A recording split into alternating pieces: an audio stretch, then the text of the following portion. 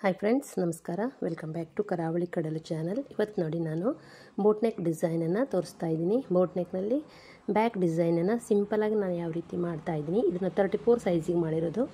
ಅದರ ಅಳತೆಯೂ ಸಹ ತೋರಿಸ್ತಾ ಇದ್ದೀನಿ ನೋಡಿ.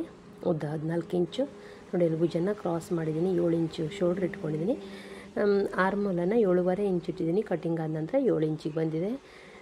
ನನಗೆ ನೋಡಿ ಫಿಟ್ಟಿಂಗ್ 7 ಇಂಚಿಗೆ ಬೇಕು, ಅಷ್ಟು ಕರೆಕ್ಟಾಗಿದೆ. ಆನಂತರ 3 ಇಂಚ್ ಡೌನು, 4 ಇಂಚ್ ಅಗಲ.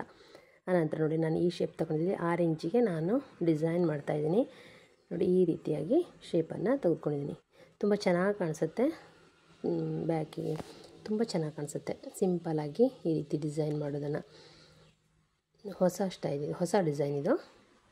ನಾನಿದು ಸುಮಾರು ಹೊಲಿದಿದ್ದೀನಿ, ಹಾಗೆ ಒಂದು ವಿಡಿಯೋ ಮಾಡುವ ಅಂತಲೂ ಸಹ ಮಾಡ್ತಾಯಿದ್ದೀನಿ.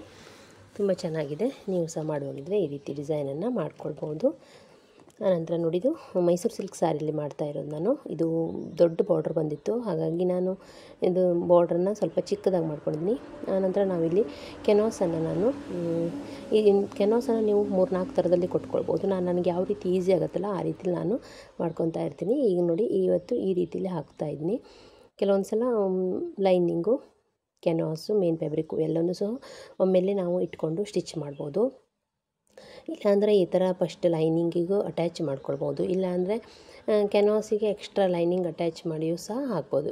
ಶೇಪನ್ನು ಕ್ಯಾನ್ವಾಸಲ್ಲೇ ಕಟ್ ಮಾಡಿ ಆನಂತರ ಅದಕ್ಕೆ ಲೈನಿಂಗ್ ಅಟ್ಯಾಚ್ ಮಾಡಿ ಆ ರೀತಿಯೂ ಸಹ ಮಾಡ್ಬೋದು. ನಾವು ಕೆಲಸ ಮಾಡುವ ನಮಗೆ ಯಾವ ರೀತಿ ಅನುಕೂಲ ಆಗುತ್ತಲ್ಲ, ನಮಗೆ ಯಾವ ರೀತಿ ಈಸಿ ಆಗುತ್ತೆ ನೋಡಿ, ಆ ರೀತಿ ನಾವು ಮಾಡ್ಕೊತಾ ಇರಬೇಕು. ಅದರಿಂದ ನಾನಿಲ್ಲಿ ಲೈನಿಂಗಿಗೆ ಅಟ್ಯಾಚ್ ಮಾಡಿ ಕಟ್ ಮಾಡ್ಕೊಳ್ತಾ ಇದ್ದೀನಿ. ಆನಂತರ ಮೇನ್ ಫ್ಯಾಬ್ರಿಕ್ ಮೇಲೆ ಇಟ್ಬಿಟ್ರೆ ಇದೇ ಶೇಪು ಬರುತ್ತೆ. ತುಂಬ ನೀಟಾಗಿ ಚೆನ್ನಾಗಿ ಕಾಣುತ್ತೆ, ಸ್ಟಿಪ್ಪಾಗಿಯೂ ಸಹ ಕೊಳ್ಳುತ್ತೆ. ಈಗ ನಾನು ಇಲ್ಲಿ ಕ್ಯಾನ್ವಾಸನ್ನು ಕಟ್ ಮಾಡಿ ತೆಗಿತಾ ಇದ್ದೀನಿ. ಇದರಲ್ಲಿ ನಾನು ಮೈಸೂರು ಸಿಲ್ಕ್ ಸ್ಯಾರಿಗಿಂತ ಸಾಫ್ಟ್ ಸ್ಯಾರಿ ಆಗಿದ್ದರಿಂದ ಕ್ಯಾನ್ವಾಸನ್ನು ಹಾಕಿ ಮಾಡ್ತಾಯಿದ್ದೀನಿ. ನೀವೇನಾದರೂ ಬಟ್ಟೆ ಸ್ವಲ್ಪ ದಪ್ಪ ಇದ್ದರೆ ಕ್ಯಾನ್ವಾಸ್ ಹಾಕಿಲ್ಲ ಅಂದರೂ ನಡೀತದೆ ನೋಡಿ. ಇದು ಉಲ್ಟಾ ಸೀದಾ ನೋಡ್ಕೊಳ್ಬೇಕು. ಆನಂತರ ಸೀದಾ ಇಟ್ಕೊಂಡು ಅದರ ಮೇಲೆ ಲೈನಿಂಗನ್ನು ಈ ರೀತಿ ಕ್ಯಾನ್ವಾಸ್ ಇರೋದನ್ನು ಮೇಲ್ಗಡೆ ಇಟ್ಟು ಸ್ಟಿಚ್ ಮಾಡಬೇಕು. ನೋಡ್ಕೊಳ್ಬೇಕು ನೀವು, ನಿಮ್ಮ ಕರೆಕ್ಟಾಗಿ ಇಟ್ಕೊಂಡು ಸರಿಯಾಗಿ ಇಟ್ಕೊಂಡು ಟಾಚ್ ಪಿನ್ ಹಾಕಬೇಕು. ಆನಂತರ ಅದರ ಮೇಲೆ ಸ್ಟಿಚ್ ಹಾಕ್ಕೊಂಡು ಬಂದರೆ ಆಯಿತು. ತುಂಬ ಈಸಿಯಾಗಿ ಹೊಲಿಬೋದು ಡಿಸೈನ್ ಎಲ್ಲವ ನೋಡಿ. ಈ ರೀತಿ ಅಂದರೆ ಸಾಫ್ಟ್ ಅಲ್ಲ ಇದು ಬಟ್ಟೆ, ಎಲ್ಲೂ ಜರುಗಾಡಬಾರ್ದು, ಆಮೇಲೆ ಎಲ್ಲೂ ಸರಿ ನೀಟಾಗಿ ಬರಬೇಕು ಅನ್ನೋದ್ರಿಂದ ಈ ರೀತಿ ಎಲ್ಲ ಸುತ್ತ ಟಾಚ್ ಪಿನ್ ಹಾಕ್ಕೊಂಡು ಹೊಲಿಬೇಕು. ಹೊಲಿವಾಗೂ ಸಹ ಅಷ್ಟೇ ಅಬ್ಸರ್ವ್ ಮಾಡ್ತಾ ಹೊಲಿಬೇಕು. ಸ್ಟಿಚಿಂಗೆಲ್ಲ ನೀಟಾಗಿ ಬರೋ ಥರ ನೋಡಿಕೊಂಡು ಸ್ಟಿಚ್ ಮಾಡಬೇಕಾಗತ್ತೆ ನೋಡಿ. ಈ ರೀತಿ ಸುತ್ತ ಒಂದು ಹೊಲಿಗೆ ಹಾಕ್ಕೊಳ್ಬೇಕು. ಆನಂತರ ಮೇನ್ ಫ್ಯಾಬ್ರಿಕನ್ನು ಡಿಸೈನ್ ಮೇಲೆ ಕಟ್ ಮಾಡಿದ್ದು ತೆಗೆದ್ರೆ ಆಯಿತು. ತುಂಬ ಸಿಂಪಲಾಗಿ ಡಿಸೈನು ಸಹ ರೆಡಿ ಆಗುತ್ತೆ. ಆಯಿತು, ಇವಾಗ ಹೊಲಿಗೆ ಆಯಿತು ನೋಡಿ. ಕರೆಕ್ಟಾಗಿದೆ, ಒಂದು ಸ್ವಲ್ಪ ಚೆಕ್ ಮಾಡ್ಕೊಳ್ಳಿ ನೋಡಿ, ಕರೆಕ್ಟಾಗಿದೆ. ಈಗ ನೋಡಿ ಇದು ಒಳಗೆ ಹೋಗುತ್ತೆ. ಆನಂತರ ಕ್ಯಾನ್ವಾಸ್ ಮಧ್ಯದಲ್ಲಿ ಬರುತ್ತೆ, ನೋಡ್ಕೊಳ್ಬೇಕು ಅದನ್ನು ಕ್ಯಾನ್ವಾಸ್ ಎಲ್ಲಿ ಬರುತ್ತೆ ಅಂತ. ಬಿಗಿನರ್ ಹೊಲಿಯುವಾಗ ಸ್ವಲ್ಪ ಕೆಲವೊಂದು ಸಲ ಮಿಸ್ಟೇಕ್ ಆಗೋ ಚಾನ್ಸ್ ಇರುತ್ತೆ, ಹಾಗಾಗಿ ಚೆಕ್ ಮಾಡಿಕೊಂಡು ಹೊಲಿಬೇಕಾಗತ್ತೆ ನೋಡಿ. ಈ ರೀತಿ ಆದ ನಂತರ ಫುಲ್ ಸುತ್ತ ಒಂದೊಂದು ನಾಚು ಹಾಕ್ಕೊಳ್ಬೇಕು.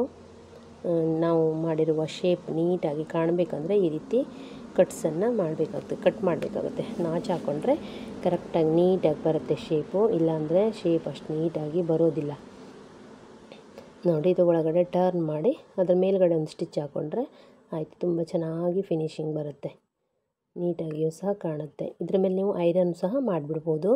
ನಾನು ಇದ್ರ ಮೇಲೆ ಐರನನ್ನೇ ಮಾಡಿರ್ತೀನಿ. ಆಮೇಲೆ ಬೇಕಂದ್ರೂ ಸಹ ಸ್ಟಿಚಿಂಗನ್ನು ಸಹ ಹಾಕ್ಕೊಳ್ಳೋದು. ಐರನ್ ಮಾಡಿ ಐರನ್ ಮಾಡ್ಕೊಬಂದು ಸ್ಟಿಚಿಂಗನ್ನು ಹಾಕ್ತಾಯಿದ್ದೀನಿ. ನಾನಿಲ್ಲಿ ಐರನ್ ಮಾಡಿದ್ದೀನಿ. ಆನಂತರ ಒಂದು ಸ್ಟಿಚಿಂಗನ್ನು ಸಹ ಹಾಕ್ತಾಯಿದ್ದೀನಿ ನೀಟಾಗಿ ಕೂತ್ಕೊಳ್ಳಿ ಅಂತ. ಐರನ್ ಮಾಡುವಾಗ ಅದು ಕೆಲವೊಂದು ಸಲ ಕ್ಯಾನ್ವಾಸನ್ನು ಸಹ ನೋಡ್ಕೊಳ್ಬೇಕಾಗತ್ತೆ, ನೀಟಾಗಿ ಇಟ್ಕೊಂಡು ಐರನ್ ಮಾಡಬೇಕಾಗತ್ತೆ. ಅದರ ಮೇಲೆ ಒಂದು ಸ್ಟಿಚ್ ಹಾಕ್ಕೊಂಡ್ರೆ ಆಯಿತು. ಅದರ ನಂತರ ನಾನಿಲ್ಲಿ ಬಾರ್ಡ್ರ್ ದೊಡ್ಡಿದೆ ಅಂತ ಬಾರ್ಡ್ರಿಂದನೇ ಡಿಸೈನ್ ಮಾಡಿದ್ದೀನಿ. ಲೇಸನ್ನು ಹಾಕಿಲ್ಲ ಇಲ್ಲಿ ನಾನು.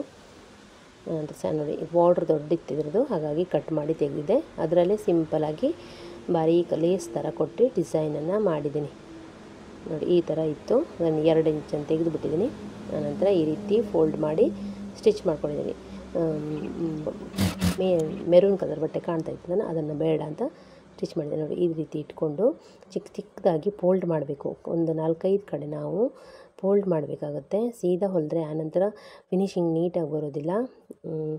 ಇಲ್ಲಿ ನಾನು ಮಾಡಿದ್ದೀನಿ ಆದರೆ ಕಾಣ್ತಾ ಇಲ್ಲ. ಚಿಕ್ಕ ಚಿಕ್ಕದಾಗಿ ಫೋಲ್ಡ್ ಮಾಡಿ ಈ ರೀತಿ ಸ್ಟಿಚ್ ಮಾಡ್ಕೊಬಂದರೆ ಆನಂತರ ಈ ಕಡೆಯಿಂದ ಸ್ಟಿಚ್ ಮಾಡಿದ್ರೆ ನೀಟಾಗಿ ಬರುತ್ತೆ ನೋಡಿ, ಈ ರೀತಿ ಬರುತ್ತೆ. ವಿಡಿಯೋ ಇಷ್ಟ ಆಗಿದ್ದರೆ ಒಂದು ಲೈಕ್ ಮಾಡಿ, ಹಾಗೆ ಫ್ರೆಂಡ್ಸ್ ಆ್ಯಂಡ್ ಫ್ಯಾಮಿಲಿಗೆ ಶೇರ್ ಮಾಡಿ. Thank you.